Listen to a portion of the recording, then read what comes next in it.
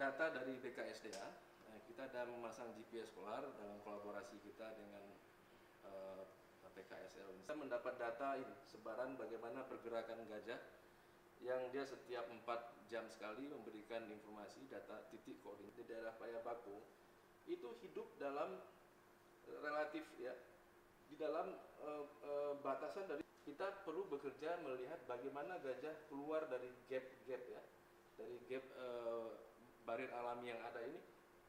Lalu di situ nanti tanya di dalam apa, misalnya ada sungai seperti ini, di daerah hulu sungai itu cukup efektif dan ekstrim ya, dia tegak seperti ini menjadi juga apa namanya, hanya yang nampak di mata ini, tapi juga secara detail, mikro detail ada banyak formasi barir alami harus kita pelajari. Polar yang dipasang di gajah liar itu memberikan informasi kepada kita, ini dipercepat ya, sebenarnya setiap titik ini memberikan informasi setiap 4 jam.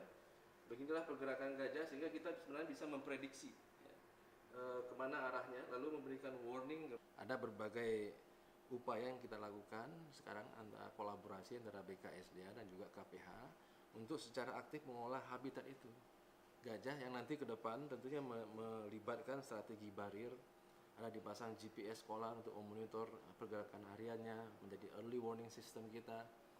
Ada penyesuaian komoditi yang harus dibantu oleh Dinas Perkebunan juga, Pertanian, yang jenis-jenis yang compatible. Juga di luar itu ada Dinas Peternakan yang juga, dan perikanan darat juga bisa dikembangkan di wilayah sekitar habitat gajah. Tapi intinya ini tidak bisa kita hanya kemudian merespon dengan menggiring, mengusir ya.